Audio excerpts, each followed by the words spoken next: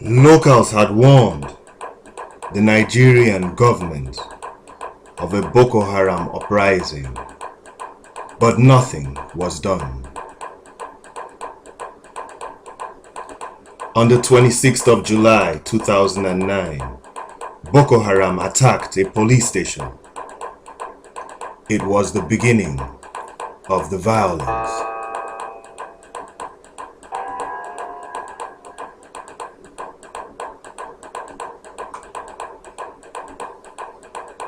On the 28th of July, the Nigerian army, under Umar Yar'Adua, surrounded Boko Haram in their enclaves. Over 700 terrorists were slaughtered, including Mohammed Yusuf, the sex leader.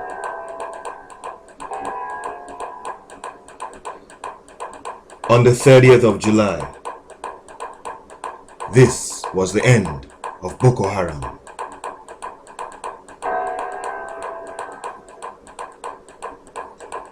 Peace returned to Nigeria, and the no-nonsense Yar'Adua government started peace-building initiatives.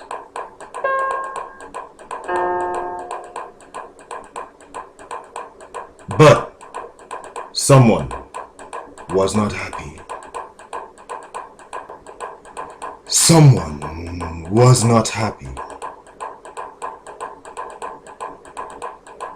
Professor Okandi G. Damachi is a friend to the US consul, and he said, according to WikiLeaks cables, that Umar Yar'Adua, the former president of Nigeria, suspected that he had been poisoned.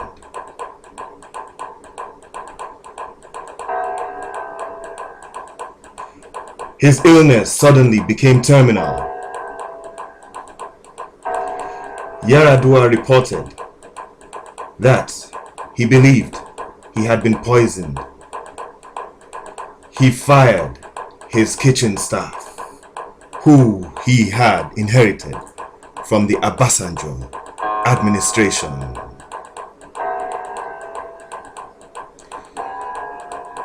According to fresh facts, Yar'Adua's wife also believed the president had been poisoned.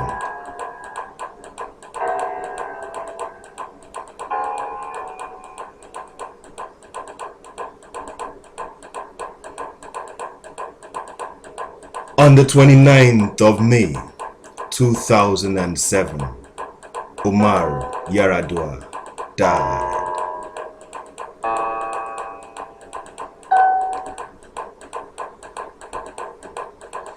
It was the beginning of the leadership of Goodluck Ebele Jonathan.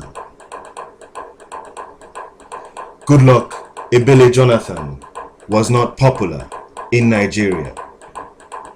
He swore a pact to only contest for one term. Yet, Goodluck Ebele Jonathan still remained unpopular to win the 2011 elections.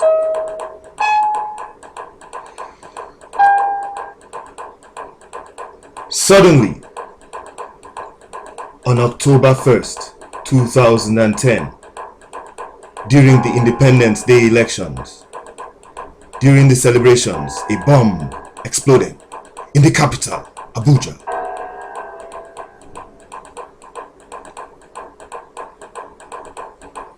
Eight people died in the parking lot. President Goodluck Ebele Jonathan swore in front of the media that men did not do it. President Goodluck Jonathan declares in front of national television cameras that men didn't do it. It declares that some elements were hiding under the shadows of the group to perpetrate these attacks.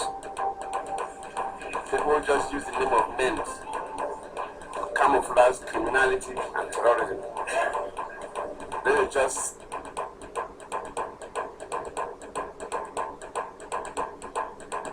Goodluck Ebele Jonathan absolved Mend of the crime. Mend insisted. Goodluck Ebele Jonathan said he knew who was behind it. He knew who was behind it. He knew who was behind it. Mend leader Henry Oka said Goodluck Ebele Jonathan muzzled him to keep quiet. Henry Oka said Goodluck Ebele Jonathan orchestrated the bombing of the capital to blame it on northern elements. To blame it on northern elements. To blame it on northern elements. Goodluck Ebele Jonathan ordered men leader Henry Oka arrested. He remains the only Nigerian leader of any terrorist group arrested and locked up since the beginning of episodes of terror in Nigeria. This event marked the beginning of the resurgence of Boko Haram 2.0. The Boko Haram led by Abu Bakar Shekau.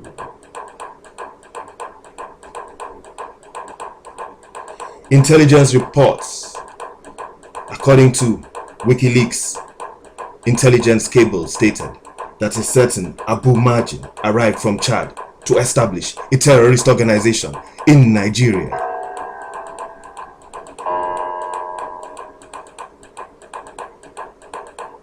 Boko Haram grew from strength to strength, bombing across Nigeria. As the group continued to bomb, the Goodluck Jonathan administration feigned unable to stop it. The Goodluck Ebele Jonathan administration appeared hands tied, and Boko Haram continued to kill across the country. Stepped up military patrols in response to the weeks of attacks and killings of Christians by the Islamic terrorist group Boko Haram. Now Nigerian President Goodluck Jonathan is admitting that the anti-Christian group, through its sympathizers, has infiltrated his government. According to the BBC, the Nigerian president claims that sympathizers of Boko Haram are in the executive, legislative, and judiciary arms of his government. The revelation may explain why the group's violent targeting of Christians has continued despite reported stepped-up security and the declaration of a state of emergency on December 31st. The president of Nigeria never revealed the sponsors of Boko Haram in his government. Terror leaders were caught but miraculously escaped high SSS level detention. The PDP chairman and a bedmate of the president of Nigeria said that Boko Haram is fighting for justice, fighting for justice, fighting for justice. Nothing was done. The president of Nigeria, Goodluck Ebele Jonathan, on August of 2012 said, Boko Haram are my siblings. I cannot send the army to kill my family. Boko Haram are my siblings. Boko Haram are my siblings. I cannot send the army to kill my family. Boko Haram continued its era of terror across Nigeria. Khan immediately asked the president of Nigeria, Goodluck Ebele Jonathan, to resign.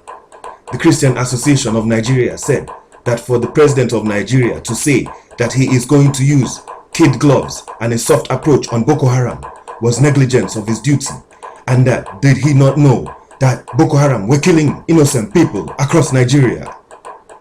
The president did not resign. He did not resign, and he did not act. Boko Haram continued to kill innocent people across Nigeria.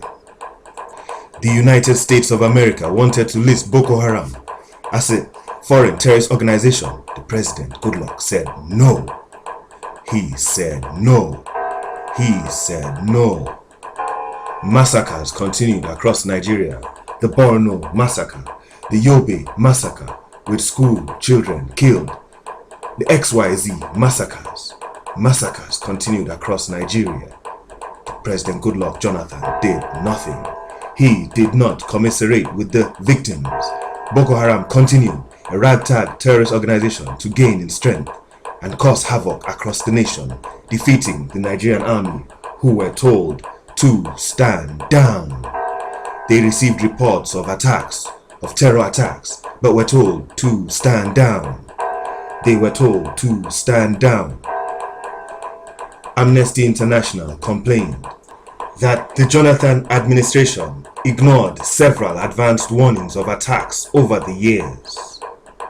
In August of 2013, the National Security Advisor Andrew Azazi said that Boko Haram was being orchestrated by the ruling People's Democratic Party. PDP got it wrong from the beginning.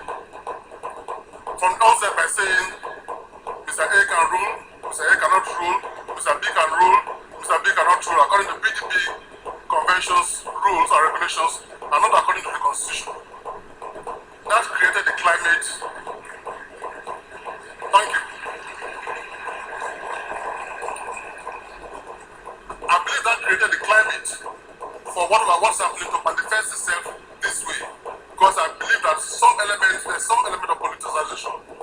So is it possible that somebody was thinking that only Mr. A could win, and if he did not win, there will be problems in this society? Let's examine all those issues and to see whether the level of violence in the Northeast just escalated because Boko Haram suddenly became better trained, better equipped, and better funded. And in any case, how did they get it all done? Andrew Azazi came under fire for making that statement, and he was sacked from office. And by the end of that year, Andrew Azazi died in a mysterious helicopter attack. He died in a mysterious helicopter attack. He died in a mysterious helicopter attack. Andrew Azazi was under fire for making such a statement and confession. He was fired by the Nigerian government, and shortly after, by December, the end of that year, Andrew Azazi, Nigeria's National Security Advisor, died in a suspicious helicopter crash. He died in a suspicious helicopter accident. He died in a suspicious helicopter accident. Death and terror continued across Nigeria. Nigeria's president pretended not to hear. He did not act. The army was told to stand down. People continued to die. There were massacres. In April of 2014, 234 Chibok girls were abducted. The Nigerian army had been given prior notice. They were told to stand down. They were told to stand down. Nigeria was forced by the efforts of the global community watching to act. Nigeria declared a war against Boko Haram. It was a campaign called Victory for Nigeria. Suddenly, Nigeria met with Chad after Stephen Davis exposed Boko Haram sponsors, and the Nigerian government declared a ceasefire.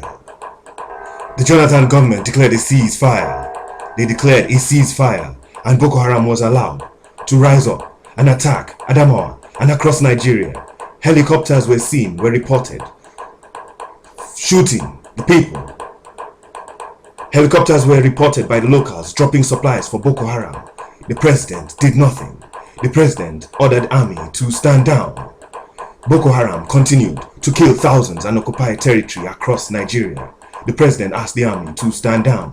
The Jonathan government did not fulfill its troop commitment to protect Baga in the multinational joint task force. Baga was left exposed. Boko Haram continued to capture military equipment and continued to massacre people. Over 3,000 killed in Baga in January alone.